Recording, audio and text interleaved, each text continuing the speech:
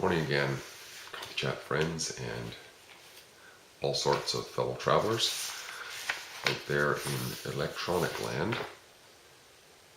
We had another Coffee Chat this week, and our topic for the evening was communication, improving our communication, especially in our relationships, because the topic flowed off of the previous two Coffee Chats, one which was on success, which kind of led into people commenting about relationships and success.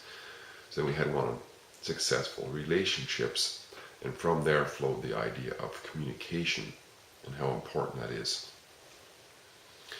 And judging by, if numbers tell us anything, it seems like it is an important topic, because we had 24 people at the meeting, which I think was a record for an actual Coffee Chat discussion, which was fantastic, and the input was steady, non-stop, and I've heard comments since that we barely touched on so many directions we could have gone with this.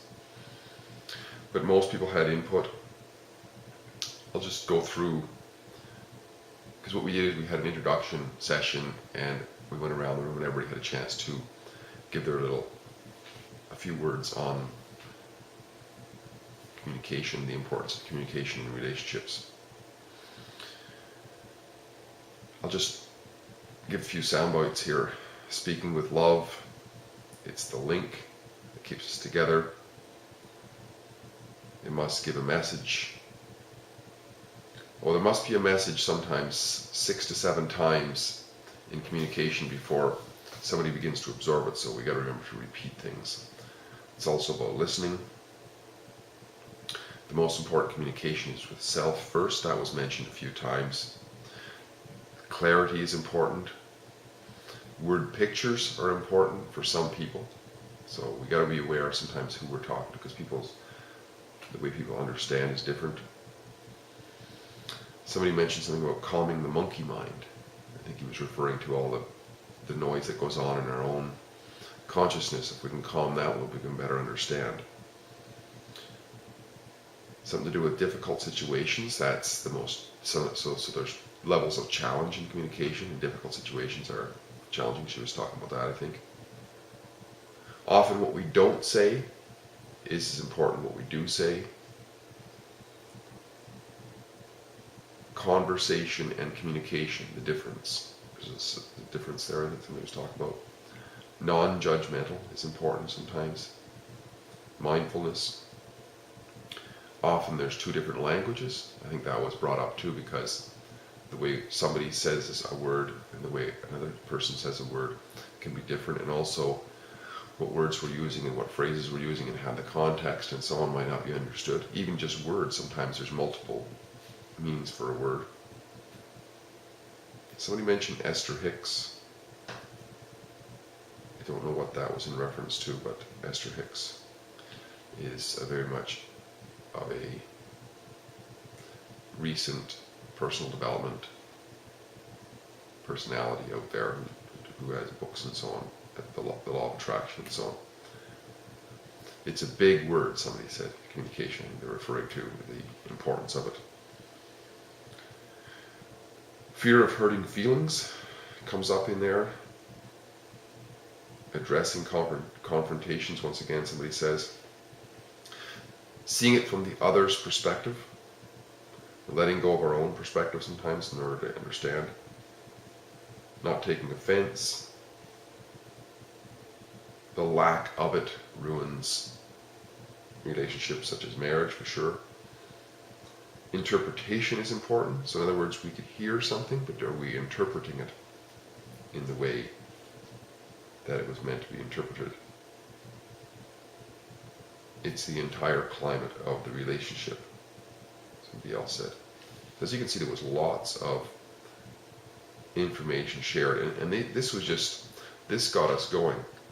There were no presentations whatsoever. We ran right through once again until they kicked us out, which incidentally we're probably going to have to meet a little bit earlier from now on, just so that if we use this facility, because there's so many people who want to be able to continue even even less formal conversation with others. And it's not really possible here because we're having to move on. I did have a few comments on communication, and just as a little shout out here, if you're watching this before the 18th of June, I'm going to be doing a presentation. It's actually a workshop seminar on an aspect of communication. It's about listening. And it's not as though I'm any great listener whatsoever. I'm just giving this, it's actually a Toastmasters project. I'm part of Toastmasters. So it's a little shout out for that if you're interested in having some more of this. That's on the 18th, and there will be information coming in the email as well. Some of what I've prepared here is going to be a little bit of what I'll share on Tuesday night, the 18th as well. But I'll cover this because I don't record what goes on in Coffee Chat because it's meant to be so we don't have all the information. So the only thing I can share is what I had in mind, and bits and pieces of what I share here, I shared at Coffee Chat as our discussion unfolded. Without further ado, then I will do that. The title of this little presentation that I'm going to give here is Improving Our Communication Skills in reference to relationships. Now, the word communication, I like to always start out, it's like a broken record here for sure. I like to start out with communication or looking at words in terms of their origins because, like I said, there are many, many meanings to words. So sometimes it's good to find what is common in many of them. And the word communication in its origin comes from the word commune, which means common. What is common? Which I think is important because if you can imagine, if you and I are speaking, what's common is that those messages going back and forth. That's one thing that's common anyways. If we understand it, then we're even more common, right? In relationship, the basic meaning is the way in which two or more concepts, objects, or people are connected, or being in a state of connection. So once again, that common, right?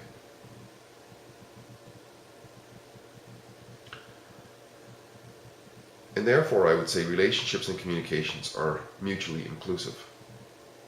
For example, the very state of being in a relationship requires some form of communication.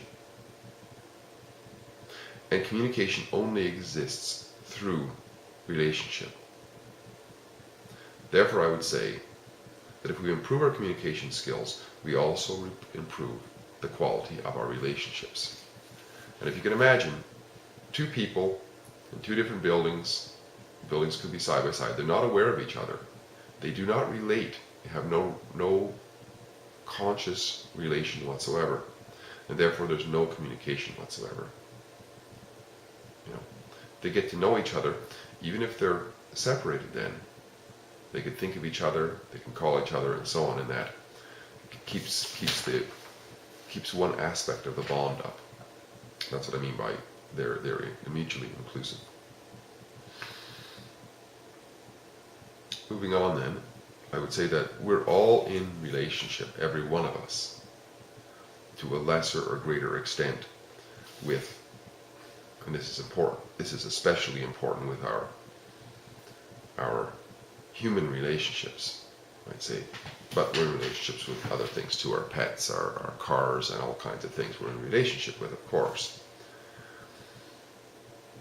But we have, co-workers, family, husband, wives, children, in-laws, outlaws. We have all of these relationships, and there are different types of relationships. Somebody mentioned in our coffee chat there that, there's going to be different relationships. The way we relate at work is different than the way we relate at home, for example. This is true. In fact, without relationships, we have loneliness. Loneliness, of course, is being alone. Without relationship, the relationship is the connection. The loneliness is the separateness, right?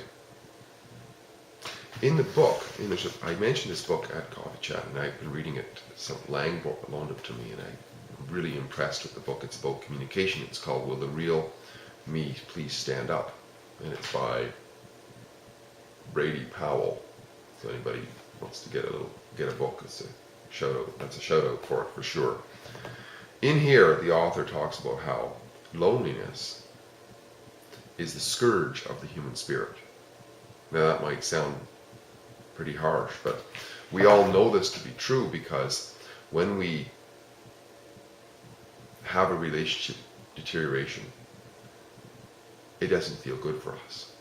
Yet when we renew that relationship, or when we have new relationships, it's like there's a breath of life breathed into us. It's like a renewal. The scourge is softened out. Therefore, I would say that the bedrock, once again, mutually inclusive, so it's the support, you might say, of the relationship is communication. What is common? Because what is common is relative, right?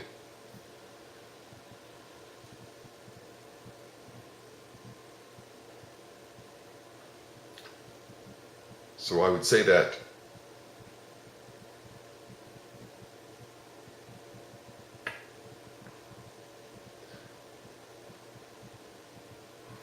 lost my train of thought there for a second, but let me get back in here. Get back to things here. Yeah, in our last meeting, and in many meetings for that matter, there was the talk of developing self first. And it was also mentioned here in one of our, I think it was right near the top, about communication, that we got to communicate with ourselves first.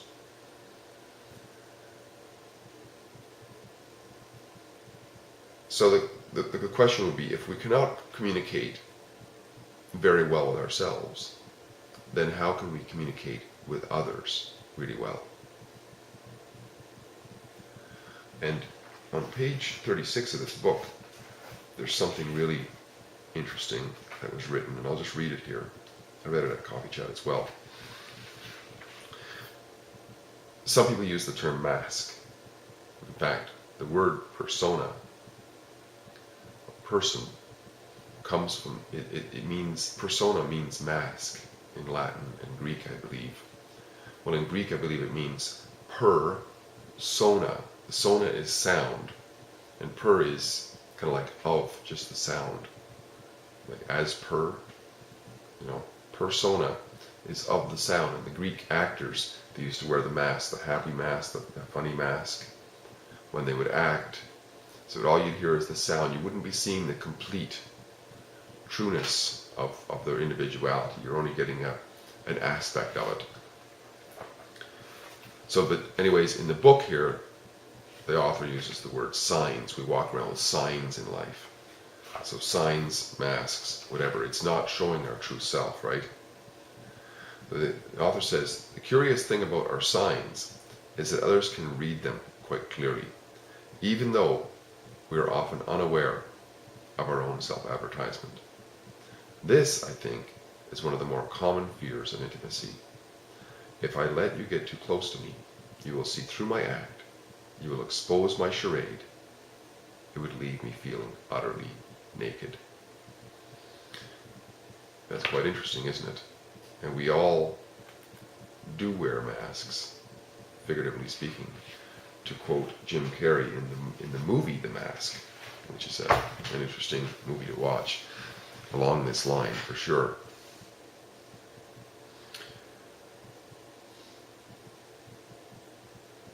And in our last Coffee Chat, I did a video afterwards about the bowls. If you want to go back to the previous one that I did, if you didn't see that, and how we're kind of in layers.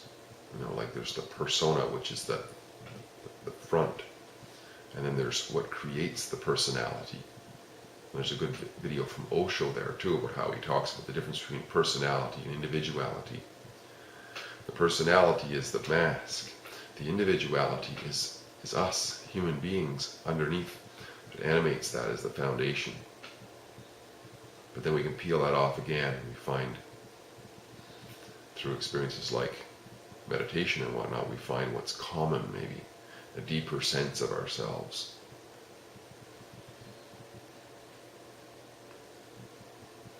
And we can come to recognize it. So I would say that the order of our trueness is from the personality, which is not really us, but it's true because it's made by us individually through our agreements, through our whole programming and what have you. And then what makes us individual is what is a truer sense again. So, will the real me please stand up? Is getting down to a sense of authenticity within ourselves. When we can be authentic, then we can communicate with authenticity with others. And our relationships then become relationships of trust and honesty, because we're trust and honesty within ourselves, if that makes any sense.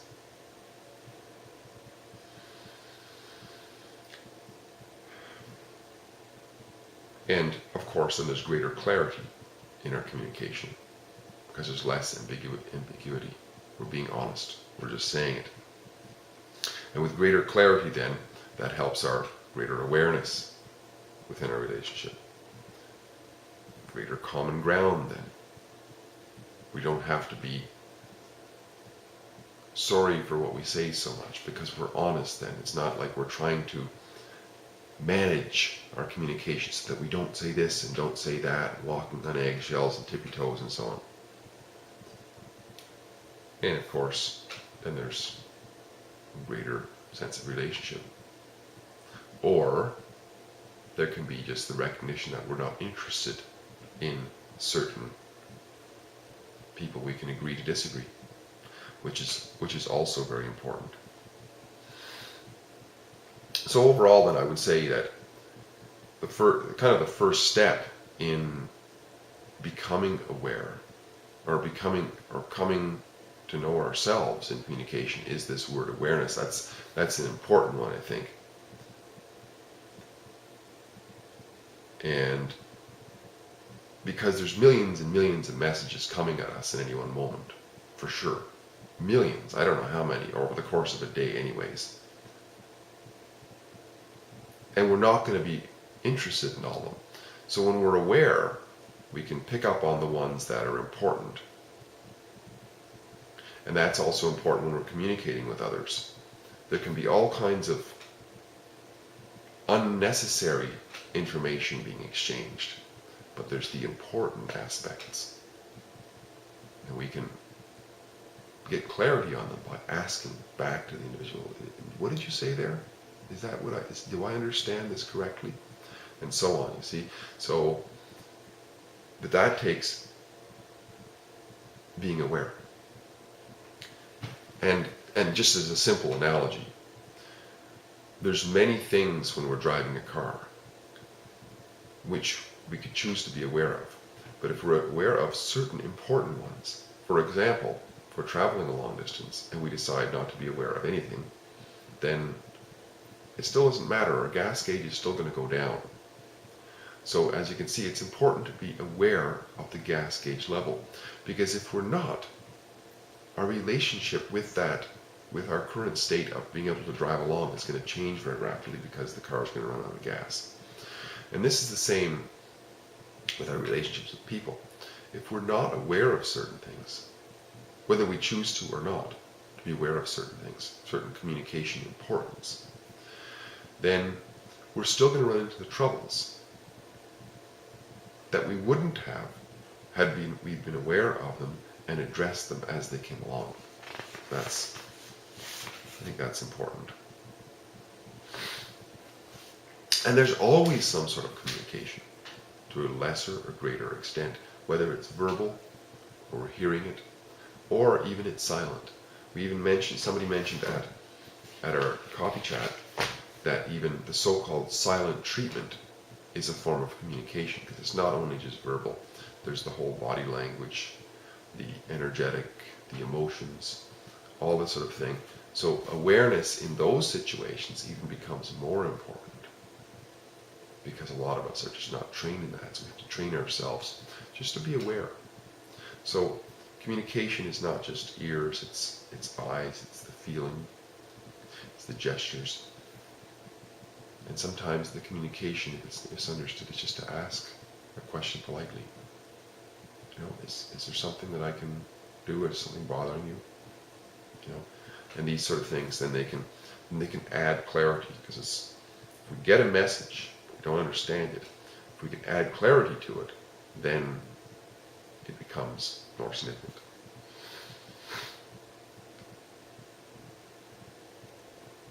So I would say then it's a couple of points. I'm just going to add a couple of points in terms of my opinion. And once again, all of this is just my interpretation of the importance of certain areas of communication. So I'm not trying to teach anybody anything. I'm just sharing ideas, an extension of Coffee Chat, shall we say. So I'm going to give a couple of points that I think are important. It's important to be aware of messages that are coming at us. We get so many of them. But also to pay attention to the ones that we perceive are important to our tasks at hand. And that's usually the direction that we're going. If something has nothing to do with it, acknowledge it perhaps, but there's probably other important things that we can be doing. So it's paying attention, being aware and paying attention to which ones are important. And we have many awareness devices for sure, but one of the main ones we have is our ears, our ability to hear. And it's interesting to note that we have only one mouth, but we have two ears. And it's interesting that in my case anyways, a lot of times I want to run off of the mouth more than actually listen. So that's an important learning lesson for me and perhaps for others too.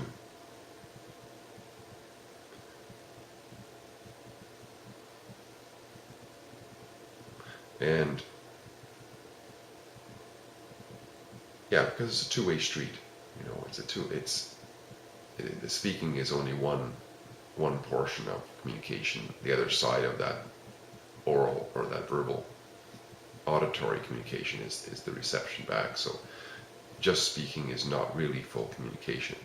There has to be that receptivity to listen and to then incorporate the other aspects of communication, the sight, the feeling of the emotions, all that together to be able to gain something. Which leads me on to another point here, which is that through the process of listening or gaining information, through what we hear, what we see, what we sense in terms of emotions, we can actually gain important information about the other. And in order to use that information in a meaningful way, we have to remember either in the short term or in the long term. Because while things may not be important to us personally, they may actually be very important to the other personally or individually, for that matter, whatever the case may be. For example, somebody's birthday may not be important to me whatsoever, but it may be very important to them. So how do we remember things? How can we help ourselves in those little things? Well, there's lots of ways. Everybody's got smartphones today. We can program little beeps in. We've got calendars, but also there's word associations that we can use. And this works for me sometimes. I have been challenged at remembering people's names. But I'll give you a little story here about how I had been working on trying to remember people's names. And I was talking to a guy a few months ago. His name was Troy. I'll always remember his name because I'm going to tell you why I'll always remember his name. I told him that I was trying to remember names. So he told me his name. I thought, how am I going to remember that? And then I said to him, oh, here's how I'll do it. Helen of Troy. I remembered Helen of Troy, the Greek story of the Trojan horse, right? Remember the Trojans. And he laughed at that point and he said, as long as you don't associate that with condoms. Bingo, I said to myself. That's how I remember. See, the association is whenever I think of him at this point, it's Condoms, Trojan Horse, Helen of Troy, Troy. Always remember the name. Funny little quirk, but these sort of things work because they add word pictures. If people are visual and you can connect it to something else, maybe if it's a little bit funny or a little bit quirky, it'll work. So that can help us too. And in terms of, we have this information that we gain through our communication. What can we do with it then? Well, Brian Shanks at one of our coffee chats a few weeks ago, he talked about this thing called the platinum rule versus the golden rule. And the golden rule was something that's passed down through the ages, which says something like along the lines of, do unto others as you would want done unto yourself. Or treat your neighbor as yourself. Well, there's a guy named Dr. Tony Alessandra who came up with, well, maybe others did too, but he came up with this thing called the platinum rule, especially to do with sales in the sales business, which is to do unto others as they would want done unto themselves. Or you could say it, treat your neighbor as your neighbor, which makes sense, doesn't it? So we're trying to, as the native Indians used to say, to walk in somebody else's moccasins, to try to put ourselves in their position. Little story here, when my mom and dad got married years ago, as a wedding gift, my dad gave to my mom a monkey wrench and a pair of pliers. Can you imagine? But you see, and here's another interesting thing. Mom had no interest in tools. But Dad was applying the golden rule.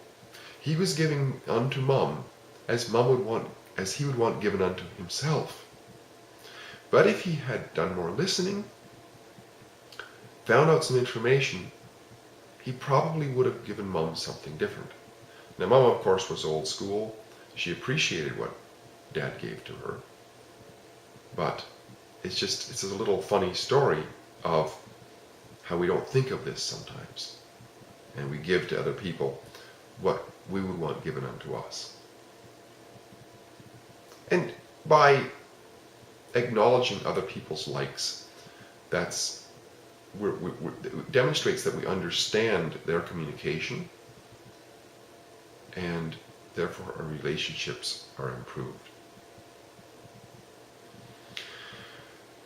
And in our conversation, the biggest thing that came up was the whole man-woman relationship thing. And probably because it's so important, it has been so prevalent throughout history, the man-woman relationship, and so important to try to get it right, because the result is it can be a wonderful relationship. But coming together, we're so different. Very often men and women are of different cultures, different upbringings, different families, from even different parts of the world now, and of course almost two different species who are trained differently. And in my family, the girls and boys were raised completely differently. And yet here we are, we're trying to relate. We only relate on a very small level at first. But without communication and making attempts to understand the other, we cannot grow that relationship. And so it's an interesting subject, for sure. And once again, I'll give a shout out to the book that Lang loaned me, because it really puts things in a lot of perspectives. A lot of the stuff, it'll just be aha moments when you read this, because we already know a lot of this stuff. It's just a matter of confirming it to ourselves on a deeper level. We know so much on a deeper level. And when we get in touch with ourselves on that deeper level, all of a sudden these things start to come back to us as aha. It just makes sense. It makes sense when we're trying to communicate to others that we try to understand them. Otherwise there is no communication. But yet so often we don't. Isn't that interesting? In conclusion, then I would say that we do have different personalities, animated by our individualities, and made possible through our interconnected yet mysterious thing we call life, which we all have here, which even science is more and more recognizing as this connection that we all have. Our improved communication can help us to experience this greater sense of connection, because we get to feel a closeness, a love, and therefore, in terms of our quality of life, which is what we're mostly talking about here, right? We're not so often scourged by loneliness, but rather we're more often blessed with a more fullness of health in our relationships. Thank you for listening, and I'll talk to you again in a couple of weeks. Bye-bye for now.